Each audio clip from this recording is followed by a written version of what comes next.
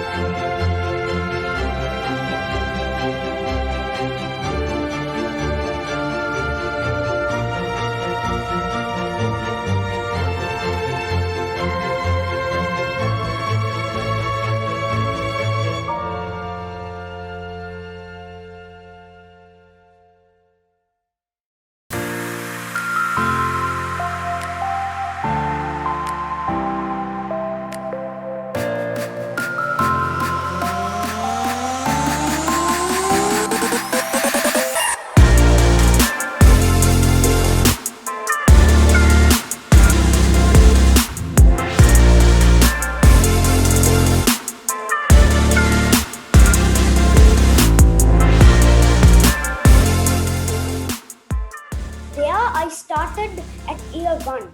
There was PG and KG, but I didn't start from that because I already had went to the nursery. So guess what I did? I started playing games. Used to be another scientist, and that will be one reason too. The people around me took the notice of my change and they said, Amy, oh, how dark you've become. My friend's name is Huda. She is 9 years old.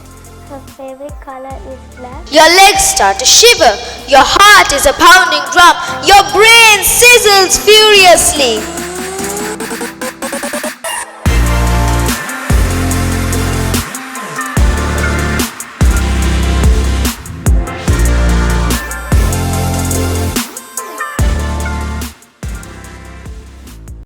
Children are not things to be molded, but they are people to be unfolded. These are the words of Professor Jeff Lear, an educator and an author. And these are also words that made me think how children have so many unique skills waiting to be discovered. Hello and welcome. I am delighted to welcome you all to the session conducted by the Speak Academy Sri Lanka for the World Education Week, organized by TIFO Education, an event that celebrates 100 schools and 20 high-impact organizations on a global platform. Now, us at Speak, and I quote, were rather elated, exuberant, and ecstatic to have found out that we had gotten the opportunity to share our experiences at this event as the only organization representing Sri Lanka. Speak Sri Lanka is a communication and leadership academy for kids. We offer personality transformation aimed at developing leadership and confidence in children. Factors we believe are essential for children to unravel their full potential. Now, we have been fortunate to encounter multiple kids undergo these personality transformations. They become confident to express themselves, their thoughts and their ideas fearlessly in front of big audiences and crowds. And these results were observed when we coached in the classroom as well as the online platform. Now, this was quite the revelation for us. So we decided to dig deeper to find out what exactly it was that we were doing that allowed these positive transformations to happen. And what we discovered was empathy. The empathy we had towards these children was a key role in these transformations. So the Speak team, led by Farviz Imamuddin, decided to develop an education model based on empathy. And we decided to name this innovative model of personality transformation, ORATOR, an acronym that stands for Observe, Recognize, Act, Transform, and Repeat. So before we introduce you to this model, I would like to remind you of a few housekeeping etiquette that will help us carry on this session smoothly. So I request all of the attendees to engage with the session, interact with us, and if you have any questions, feel free to type it down below on the chat box. And also I encourage all of you to share this event on your social media platforms, and don't forget to tag Speak Academy Sri Lanka with the hashtag World Edu Week. So this will also be mentioned in the chat box below right now. So now to introduce our first speaker, the founder, director of the Speak Academy, an accomplished corporate trainer and public speaking coach, a champion speaker at Toastmasters International. He has an MBA from the London Metropolitan University, and he's currently reading for his bachelor's in law at the Open University of Sri Lanka. And most importantly, I must say this, that he is the guiding light for all of us at Speak. Farviz Imamuddin, over to you. Teaching is more often understood as and performed as an action that is carried out on the students, as an action where the teacher inculcates on the student what they already have. Now, according to this model, the teacher teaches and the student learns. And it is expected that the student responds in a certain way, meets certain requirements, ticks certain boxes, and meets certain standards. And when this doesn't happen, when this expectation is not met from the student's side, we begin to label the students. Slow learners, low ability kids, and worst case scenario, failures. Now, orator is a result of questioning this model. It is a model that is found on empathy. It is a result of saying that instead of imparting, inculcating, or indoctrinating and expecting as a teacher, mentor, or a coach, we need to instead first get down to the level of the student, get in their shoes, and first and foremost, empathize with them. We need to understand and learn their different factors of motivation, their strengths, their weaknesses, their unique characteristics, and then devise a curriculum that meets their needs instead of expecting them to meet our predefined needs. This is a method that sidesteps from the conventional method that we just spoke about, or rather the selfish method of expecting from the students and instead focuses more on the altruistic and empathetic approach of giving and facilitating. The video you're about to see right now are the kinds of stories that have made Orator such an effective and successful model. These stories are the ones that instill the belief in teachers and coaches like us that personality transformation is a reality and that there is a great leader inside every child. And this story about Sarah is just one among many.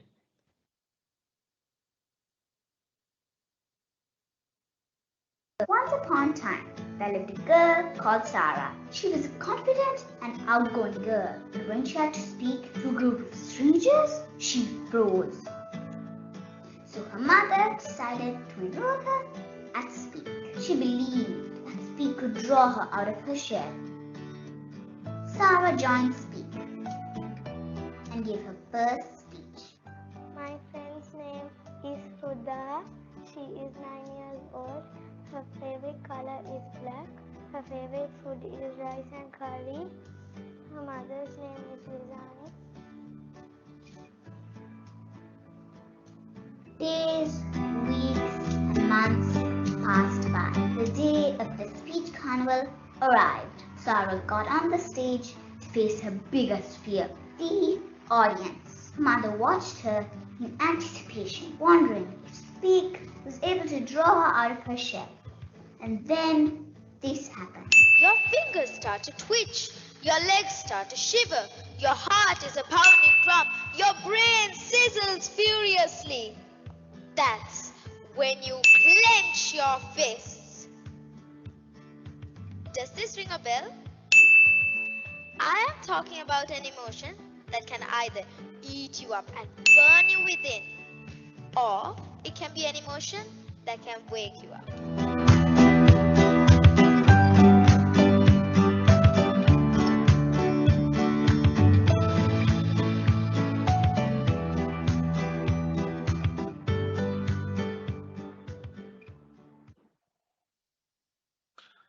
As you saw in the video, that particular student, Sarah, who joined us initially, was nervous, she was anxious, she was hyper self-conscious, and was clearly uncomfortable, as you might have rightly noticed, to stand in front of a crowd and speak. But when we observed this, and when we implemented Orator, the Sarah who came out the other end of our program was so unlike the Sarah we met at the beginning, who started with us.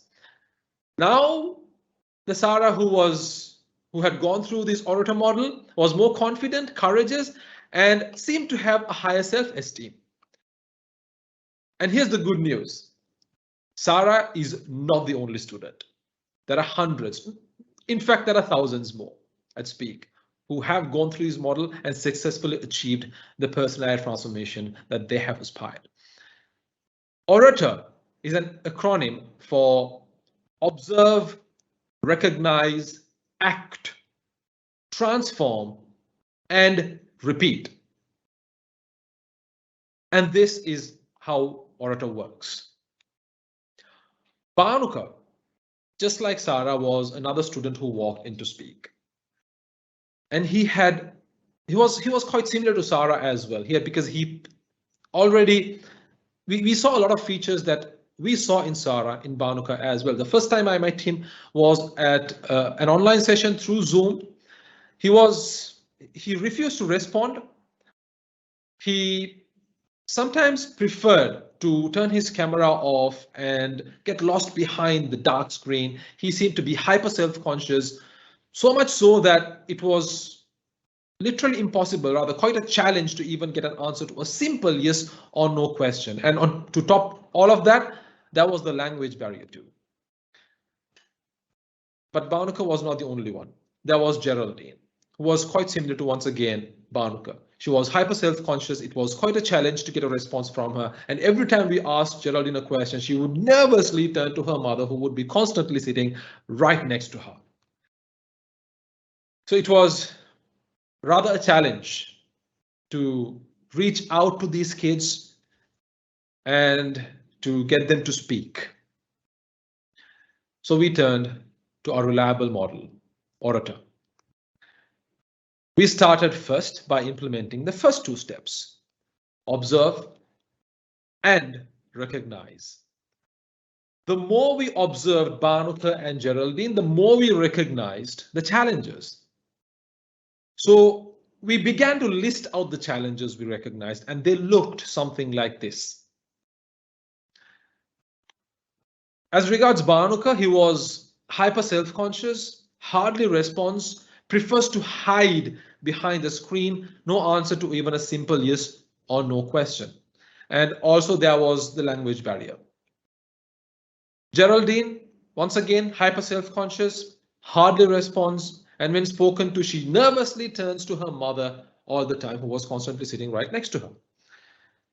So now that we had observed and recognized the challenges, our next challenge was to empathize and get down to her level, or in fact their level, and discover how these two students wished to be reached out to. We had to simply act on the observations that we had made and the challenges we had recognized. So the big question is, in fact, the big question to us was at that time, how do we act? Kitmi, over to you. Thank you, Farviz. So as he explained, we observed with open eyes and an open mind. We recognized the challenges and listed them down. So how exactly did we act? And to explain that to us, we have our second speaker, the youngest speaker at the Speak Academy, a part-time teacher, a podcast host, and an aspiring entrepreneur. She has a diploma in psychology and is currently pursuing her degree in psychology at the University of West London. And additionally, I'd like to mention that she has a smile that could light up anyone's world. Shakya Nathavitarana, over to you.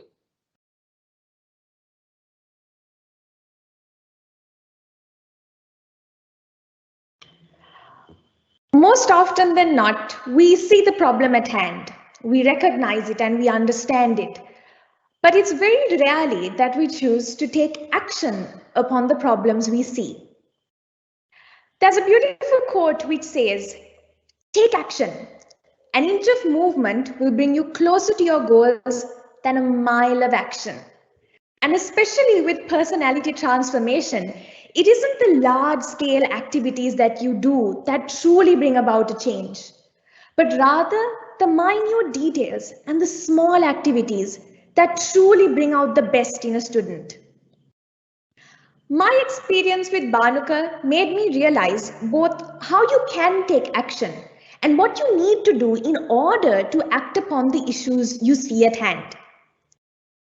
When I first met Bhanuka, my sole intentions were to ensure that he had memorized his speech fully and that he would use his facial expressions effectively. Yet something was missing. No matter how hard I tried, and no matter how many times I emphasized on the importance of facial expressions, Bhanuka didn't seem to respond. And he didn't seem to pay attention in class either. And worst of all, he and I seemed completely disengaged. That's when I realized being a teacher wasn't about me enforcing my curriculum on my student, but rather it was about empathizing your student and understanding where he or she was coming from. I needed to see where Bhanuka was coming from. And so the first step was to build trust and rapport. So I started each class by having a very casual conversation with Bhanuka, asking him questions about various things that he was interested in. I gave him the opportunity to ask me questions as well, so that we both got to know each other a little bit more. And he told me that he enjoyed playing video games thoroughly. And even though I didn't understand heads or tails of playing video games, I nodded along and told him that I was indeed enthusiastic about playing video games. He even told me that he had a YouTube channel where he played games on, and I asked him for the link and subscribed to his channel. And even though I watched the little boy enthusiastically playing Roadblocks and Minecraft, I couldn't genuinely understand what was happening. But building the trust and rapport from a place of things that he was interested in, things that he liked, truly did help. I also realized that each and every child truly has something wonderful and beautiful. See, often than not, when it comes to the factors of motivation, we're quick to see someone's weaknesses, yet slow to identify their strengths. But that doesn't mean they are void of strengths completely. For a 7-year-old boy to be able to chase his passions, to be able to share it with the rest of the world, was something that I think needed to be marveled on. Because even as old as we are, we struggle with being able to follow our passion, let alone share it with the entire world. But here was this little 7-year-old boy with the exact courage to do just that. So once rapport and trust had been established, it was time to empathize a little bit more with my students. What were they feeling? What were their struggles? How did they feel when I taught them? So with that, I went ahead and thought of activities that a 7-year-old boy who, although hyper self-conscious and reserved and unresponsive, yet had a creative imagination and was courageous, would like to play. I realized if I could just create a tiny crack in that bottled up jar, then I was certain that Bhanuka would open up the bottle all on his own without my help. All I needed to do was to show him what he already had, but hadn't yet discovered. So seeing that he liked stories, I went ahead and found a website that generated stories. But instead of getting Bhanuka to read the stories the website generated, I got him to simply pick the characters out and create his own story. I taught him breathing exercises and relaxation techniques, which the young boy performed rather giddily. But things started to change, slowly but surely.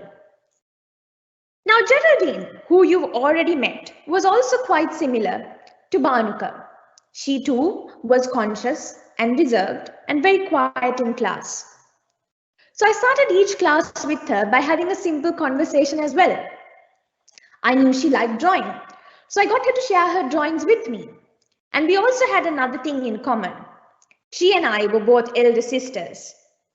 Now I may have been very much older than her, But I do remember being an elder sister at 7 to a rather annoying young man. So we had conversations about siblings and sibling rivalries and the drama that unfolded at home. Once built-in trust and rapport had been established, we moved on to doing activities. We enacted dramas. We read stories. I read stories to her, and she told me stories as well. But above all else, from building trust and rapport to identifying the factors of motivation to doing activities that enhance a student's strengths, I believe are all triumphed by the quality of empathy. Because at the end of the day, empathy is, as they would say, about finding the echoes of another in yourself. And once you find that echo, the answers will come. Yet it always isn't the major scale activities that you do that really bring about a difference. It's the minor things like building trust, rapport, and being empathetic, and little things that we deem as unimportant that really help a student flourish. Something I've come to realize is that while we do things with the best of intentions for our students, we must understand where our students are coming from. Once our students understand that we understand them and their feelings and them as individuals, I believe something truly magical can take place. Back to you, Kitmi.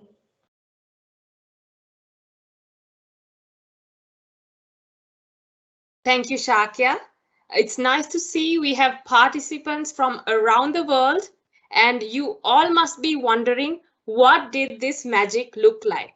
And to tell us that, we have yet another lead coach from Speak, one of the pioneers of Speak in Qatar, an experienced Toastmaster with quite a few achievements, especially as a humorous speaker, a stand-up comedian by default, and a YouTuber. He's an accomplished corporate trainer and a public speaking coach. He's an internal auditor by profession, and a special mention about his phenomenal talent to do voice impressions. I present to you Sharif Mihlar.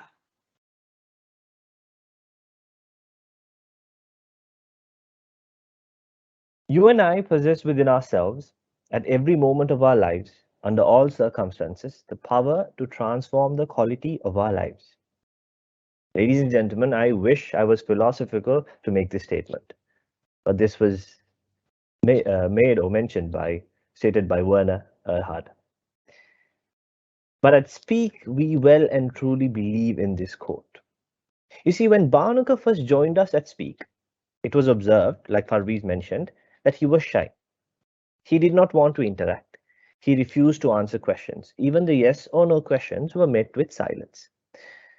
So at Speak, we recognized we had to show empathy. We had to understand where Barnuka was coming from. We had to sit in his seat, walk in his shoes. With that mindset, with empathy being the core principle of action, we set out to build trust with Barnuka.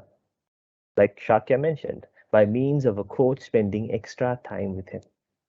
By showing him that we wanted to get to know him. What transpired was him wanting to get to know us. The shy Barnuka was opening up, just like a butterfly poking its head out of a cocoon. The next step was to build on this trust and establish rapport. What transformed was the boy who seemed uninterested in school did not want the classes to end.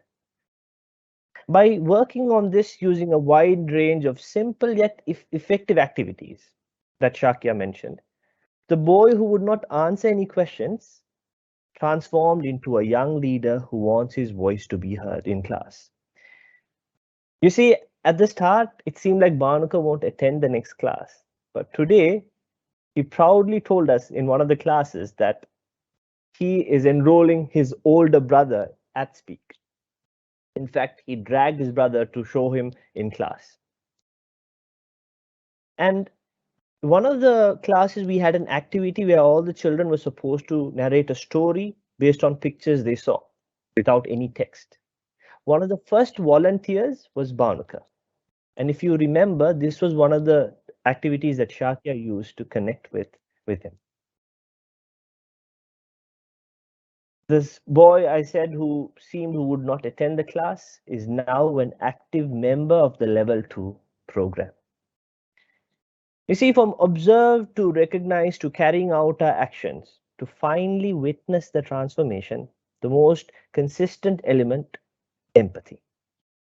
Transformation, ladies and gentlemen, is a two-way process, right? Acting on the child's strengths by noticing or realizing the factors of motivation. With Bhanuka, it was his interest in games or video games, his YouTube channel, and then encouraging the child to bring in their efforts, eventually helping or facilitating the process of transformation. When you act on the child's strength powered by or realizing the factors of motivation, we tap into or showcase the child even with the difficulties that they have, even the challenges that they have, the child also has a place or space to shine. Therefore, the transformation is natural. It's not forced. It's not temporary. One thing I always remember my father used to say was that confidence is the most important skill. You see, a person can have all the talents and skills in the world, but without the skill of confidence, it all goes to waste. Now, some might argue confidence is not a skill, you're born with it, but anything that can be learned and acquired is a skill. And confidence definitely can be learned and acquired. Some are born with it, true, but to most, it can be learned by most or acquired. And confidence is instrumental in letting one's personality shine through, in helping with the transformation process. And empathy is the foundation to help us teach confidence and evoke transformation. Just like Bhanuka, when Geraldine joined our class, she was shy. She did not want to interact. Let's say getting a response from her was not as easy as stealing candy from a child. We observed, we recognized, we were able to understand her strengths and comprehend where she was facing challenges and set out to act upon it. We saw that the butterfly was trying to pop its head out of the cocoon, trying to flutter its wings. But something was holding Geraldine's transformation. We could sense the transformation was not complete. So at Speak, we opted to the last resort as part of the orator. Repeat. We went back to the beginning with Geraldine. Was there anything we missed while we were observing? And we recognized that the activities can be changed up, or the method on how we acted on what we observed can be carried out differently. In all honesty, ladies and gentlemen, this is currently something we're figuring out. But this much we are certain. With empathy as our core, we can reach out and help transform Geraldine into a confident young leader, much like Bhanuka. Kithmi, over to you.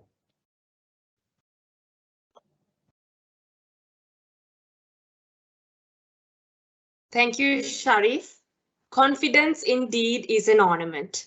And with that, we reach the end of our presentation session. But before we conclude, I would like to invite Farviz back on the screen to summarize the orator model. Farviz, back to you.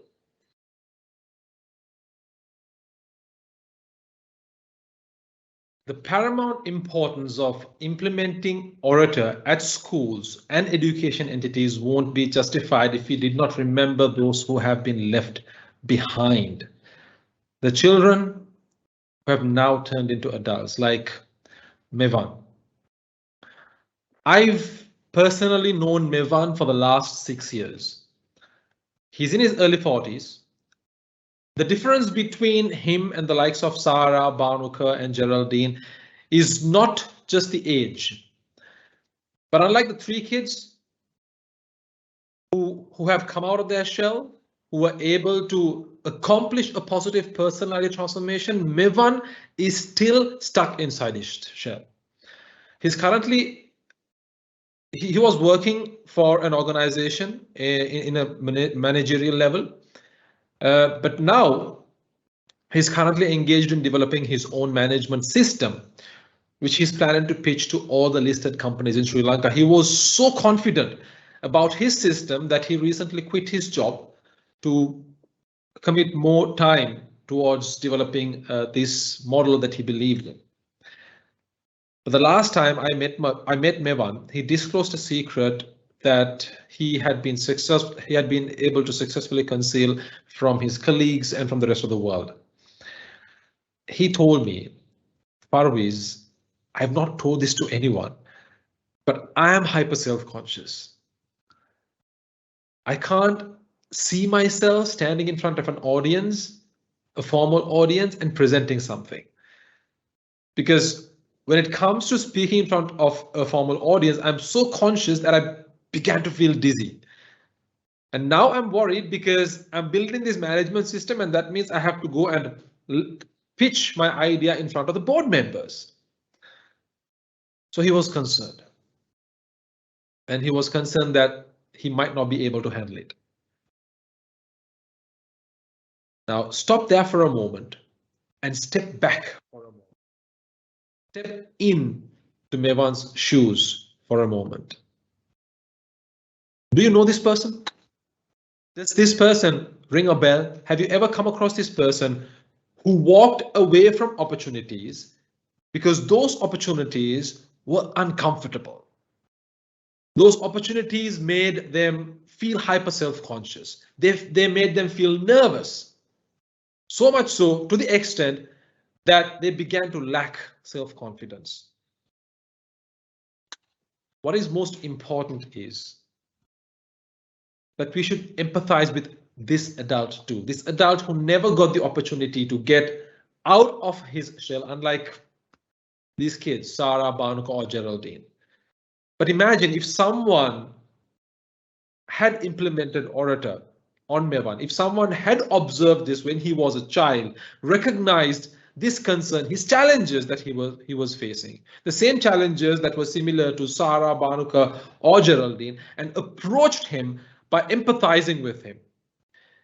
Imagine if they had devised a method that was personalized to suit his factors of motivation, his strengths, his weaknesses, his unique characteristics. If someone had facilitated his transformation process through a personalized curriculum, through a personalized model like Orator, what do you think might have been the chances of Mevan transforming or finding that confidence that was deep within him? Think about it. Would it have been more or less? At Speak, we don't turn a blind eye to people like Mevan. Instead, we want to create a world for people like Mevan too, a world where everyone believes that there is a great leader inside them, a world where everyone gets a shot to discover their true potential, a world where no child is left behind, not even adults like Mevan. And at Speak, we firmly believe that Orator is what our children need to discover that great leader inside. Thank you. And back to you, Kitmi.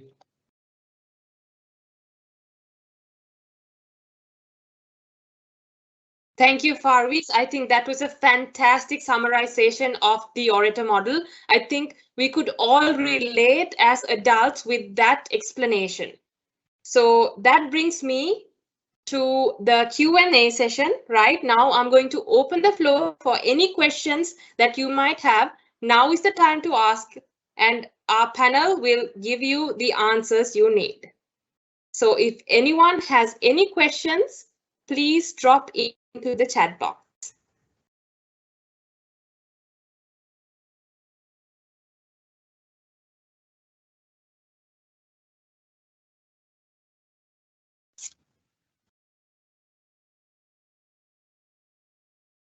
All right, so I have a question that I'm going to direct at Shakya. So Shakya, you mentioned that you selected certain activities, small activities, but quite effective, that actually managed to transform this little child's life, right? Can you elaborate a little bit on how exactly you selected these activities based on these observations and challenges that you have recognized? Definitely, I certainly can.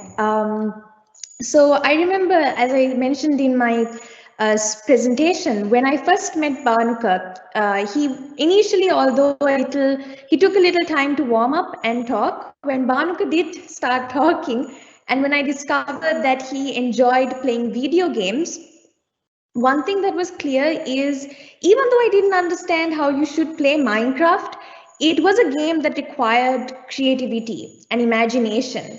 And even to be a YouTuber and to put content out there required a certain level of creativity to be there. Because at the end of the day, you're a content creator.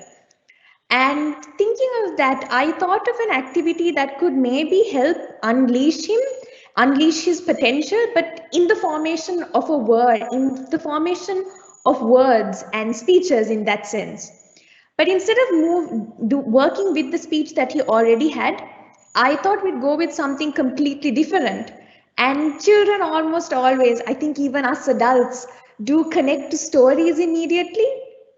So I went ahead and did a little bit of research, and the website that I came across, I found to be fascinating. And I thought for a 7-year-old little boy, this might be something that he would find attractive and he'd be interested in. So having seen that, I thought, hey, you've got to give it a try. And when I did, his response was so unbelievably, absolutely amazing and heartwarming, because once the activity had finished, he came and he said he'd like to do it again. And then he said, can you send me the link? I'd like to play it at home. And even though I think that I was able to find that activity, what I think made all the difference was the fact that I took time to get to know him. I think the ability and that time and space that we devote to children to get to know them truly makes a difference, because as much as they'll probably know us as teachers who are here to teach them, when they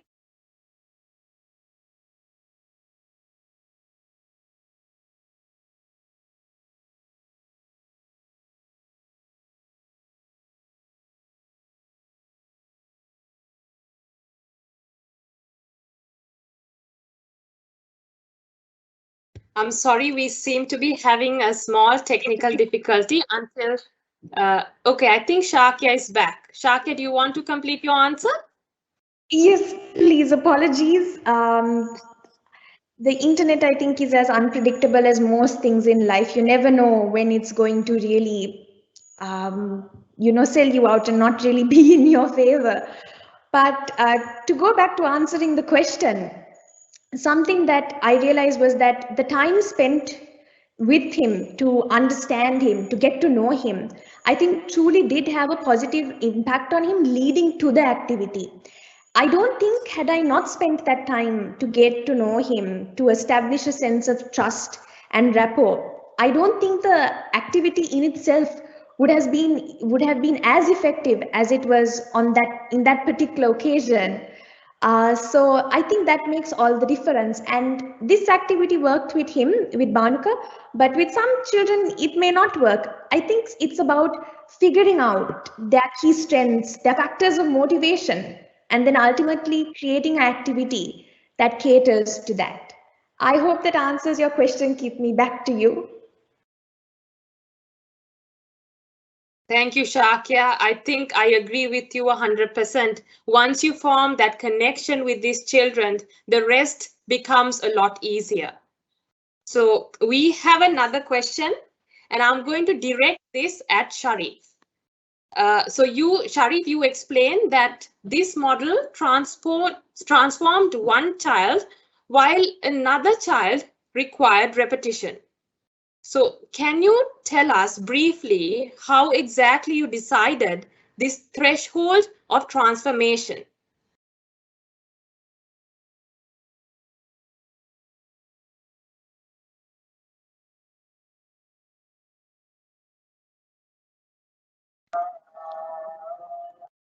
Thank you, Chitmi, for that interesting and rather difficult question. Now, again, like I say, or like we've been saying at Speak and the orator model, empathy is the core principle. And we were able to empathize not only with Geraldine, but with her parents. When they brought her to us, what was sort of expected. And from our viewpoint, what we wanted to achieve as well. We must understand that every child is different in their own way, unique, with their set of skills, strengths, factors of motivation, and also their limitations. So with that in mind, what we would like to achieve is always something that is subjective. So with Geraldine, we were able to understand that she too wanted to break out of the cocoon. So we sort of realized, okay, that she would want more for us to pay attention more to her. So I think that answer to understand what would work or what is the transformation, because there is no end goal per se. It's always a journey. It's a journey that continues transformation. We learn, we evolve every day. And so in terms of Geraldine, we were able to understand, all right, there are certain elements that we can work on, and that's how we progressed with it. And the model, I would like to mention, has been used with all the children, because empathy again is the core. And it's not like we come and take away boxes, but it's more so to understand where they're coming from and help them in going towards where they would want to reach. So I think that is very key. Even for now, Shakya, we empathize with her internet connection. We understand where she's coming from. And also, I think I would like to quickly say a shout out to people joining us from Philippines, Egypt, and I believe from Morocco as well. Thank you so much. And just to again retrace the point, the fact that empathy is the core, and the fact of the matter is, when it comes to transformation, it's not like this is the destination, but it's a process and it's a journey. And we want to facilitate the student achieve or progress along that journey. Hitme, I hope I answered your question. Thank you, Sharif. I think that was a very comprehensive answer to that very difficult question, I would say. All right, so we have another question published on the chat box.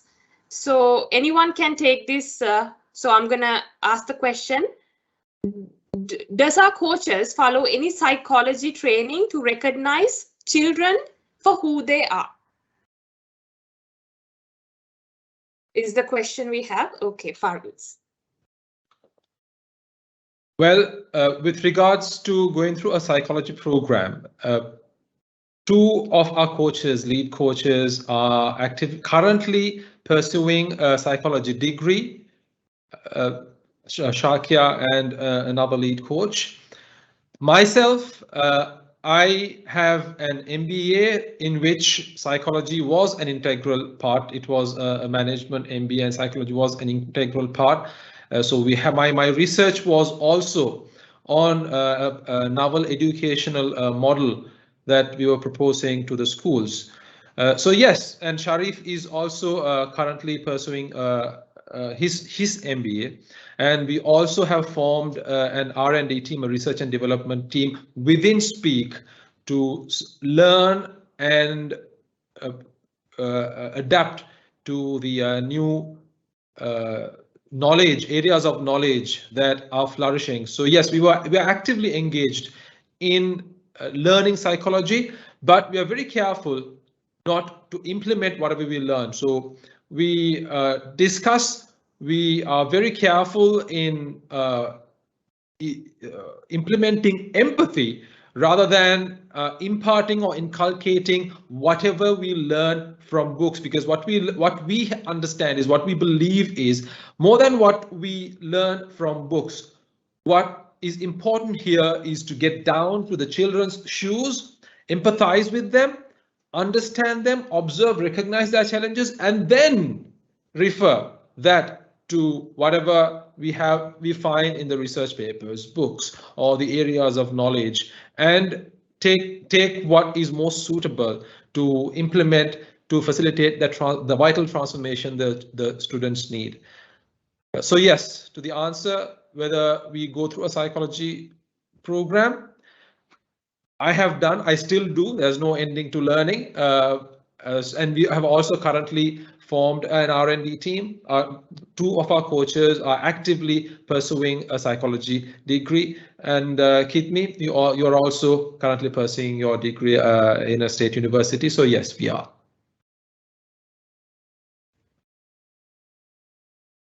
Thank you, Farviz. So we have another question. It's quite an interesting question, rather time related, right? So you explained that the model that you utilized worked out well in the classroom as well as online. So we have participants wondering how exactly we executed this successfully on the online platform. So is anyone up for answering that question? I can take that. Sharif, yes.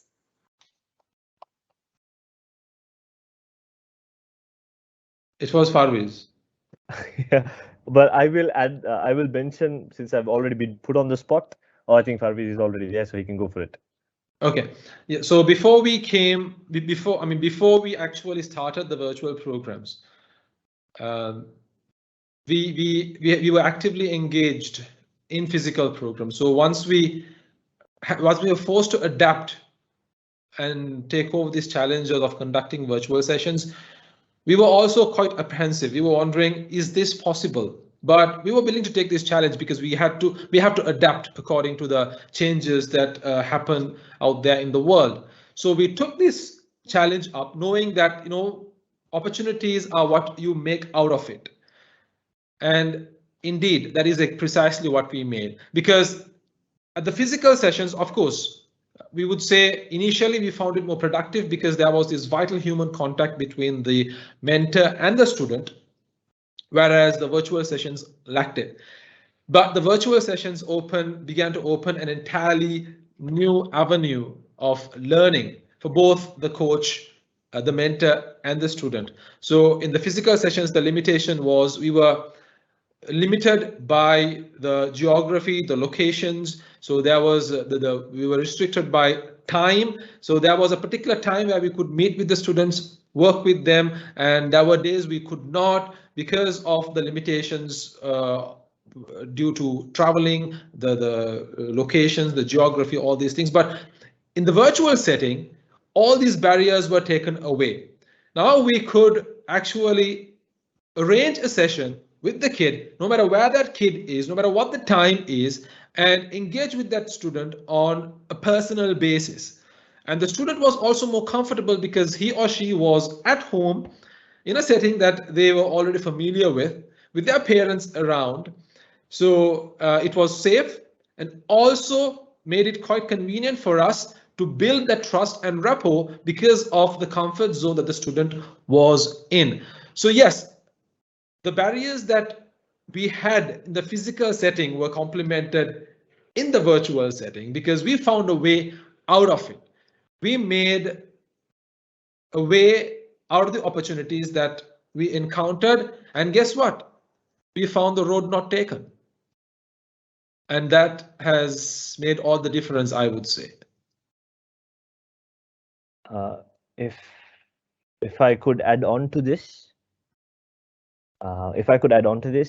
we need to understand where the students are coming from. There have been multiple instances when the children won't turn on their cameras. They won't switch on their microphones. You got to reverse the situation. If we are not speaking or if we are not conducting a class, we will also naturally switch off our cameras.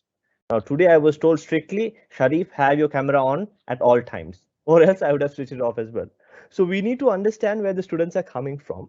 And if, say, a student is refusing to switch on their mic or switch on their camera, deal with it accordingly. Calling them out in public saying, can you switch on your camera? Please switch on your microphone, might antagonize or maybe embarrass the child even more. Maybe reach out to through the chat and ask them, can you please switch on your camera? It would be great if you could switch on your camera. Or else like Kitmi and Farviz have stated, with Geraldine or Banuka, what they did is reach out to them personally, individually, and find out why they feel uncomfortable on camera, why they feel uncomfortable on mic, and slowly get them to open up. So I think that's something that is very important. And again, it goes back to the fact, empathy. Find out why, and then maybe you can figure out the how. So I hope the question is answered.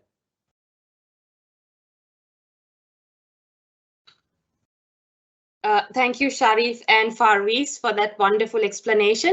So I will take one more question. If time permits, we can have another one.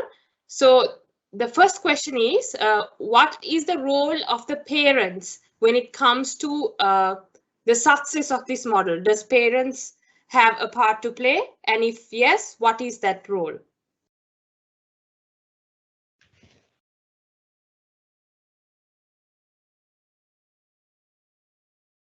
Shakya, do you want to answer that question? Yes, please. Thank you. Right.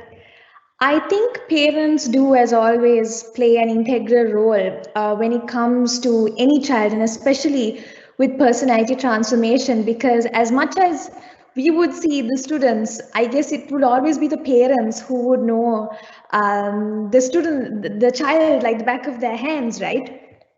And in terms of the role that the parent needs to play, I think the best thing that a parent can do is to always be supportive and in supportive of whatever endeavor they are going on, and as well as in this program that we are doing, as long as they do the activities that they're meant to do and they're constantly encouraged, I think that can take us a long way.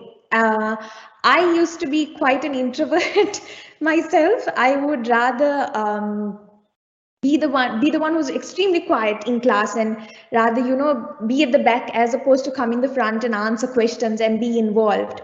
And I think for me, as much as my teachers gave support and encouraged me on, the fact that my parents were also constantly there, encouraging me, pushing me out of my comfort zone really did help. And I think the fact that you, as parents and students themselves, enrolling them into this program itself is an indication that you're pushing yourself out of your comfort zone by recognizing the problem that you have at hand and being willing to address it. So as long as parents are doing the activities, helping the child, being understanding, and as always empathetic, I think there's a long way that we can go. And that really is, in my opinion, what parents need to do in order to help the child and the student. I hope that answers your question, Kitmi.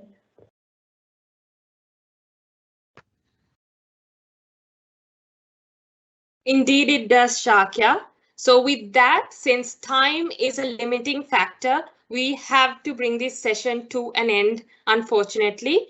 And before I do end this session, I would like to take this opportunity to thank T4 Education for this wonderful opportunity to present at this World Education Week. And I would like to thank our panelists, Shakya, Farviz, and Sharif, and all of our technical supporters for doing such a wonderful job bringing this session together. And finally, but I would like to thank our participants who joined from around the world, who interacted with us, engaged with our sessions, and brought about those lovely questions. So with that, I'm going to make a humble request for all of you to follow our work as we transform personalities with the purpose of creating a future generation of confident leaders. So I will say good night and have a good day.